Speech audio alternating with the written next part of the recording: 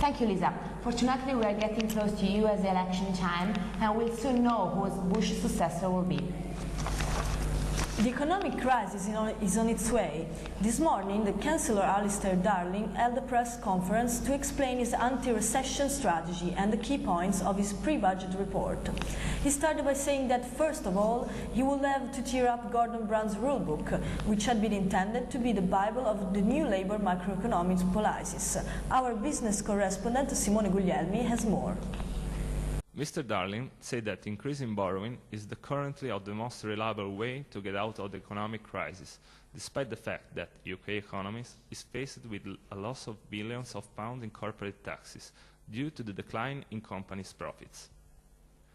Some economists say that the Chancellor's strategy will land the next government with having to announce tax rises. But supporting Darling's theories, the head of macroeconomics at PricewaterhouseCoopers, John Oxworth, said that at the moment it's really impossible to rein in borrowing. At the same time, he emphasizes the importance of independent auditors checking that the numbers add up. Bill Dodwell, head of tax at Deloitte, explained that a tax hike could be ill-advised given the importance of spending money inside the UK economy. Like Darling, Mr. Dodwell also said that borrowing has got to rise and rise. Another authoritative point of view was that of Chris Sanger, the head of tax at Ernst & Young. Together with Simon Palmer, head of the corporate tax at KPMG, issued a statement in which he talks about how fundamental it is to encourage business to stay in the UK to prevent a greater deficit in revenue from corporations. Mr. Sanger added that allowing companies to defer tax payment could be helpful in reaching this goal.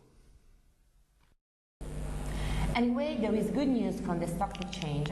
As you can see from the graph behind me, at 12 o'clock noon, it closed up by 1.16% with the FTSE 100 index at 4.291 points. And now, a brief break and then the second part of the news. See you in a little while. So, you're in my daughter's 5, huh? Yes, sir. I'm in there, too. Oh. My picture's right next to yours. It's almost like I'm watching you all the time. Is that my phone? Yes. Are you ready to go? Yes. Bye, Daddy. I love you. Love you. Who's in your fave 5? Have a good night. With My Faves, each family member gets unlimited calls to any 5 people, any number, even landlines. T-Mobile. Stick.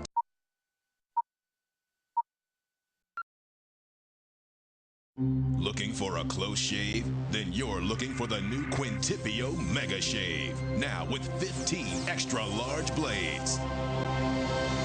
Everyone's talking more blades. We're talking less irritation. Philishave Cool Skin with built-in Nivea for Men lotion was designed to glide gently across your skin while moisturizing at the same time. For a shave as close as a blade with less irritation.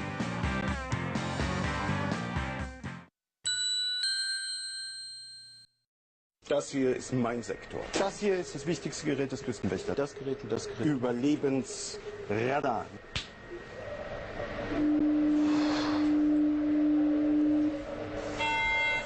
Mayday, Mayday. Hello, can you hear us? Can you hear us? Can you... Over. We are sinking. We are sinking. Hello? This is the German Coast Guard. We are sinking. We're sinking. What are you thinking about?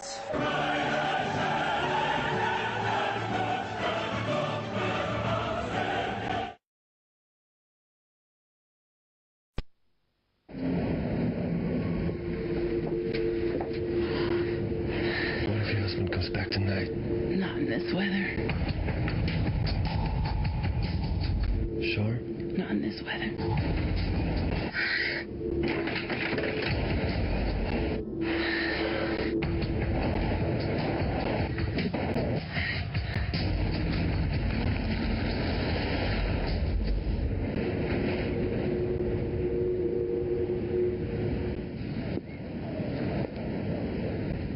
Isn't your wife expecting you? Not in this weather.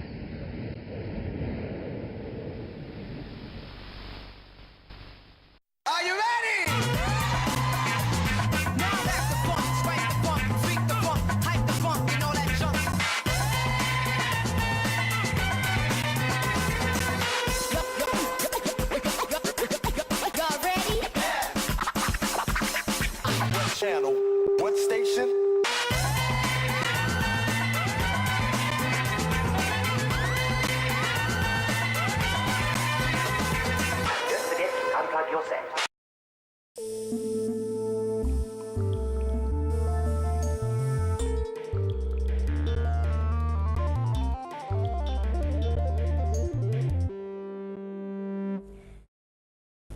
The alleged weapon that was used to murder 11-year-old Rhys Jones as he was walking home after football practice on the 22nd of August has appeared in a video on YouTube.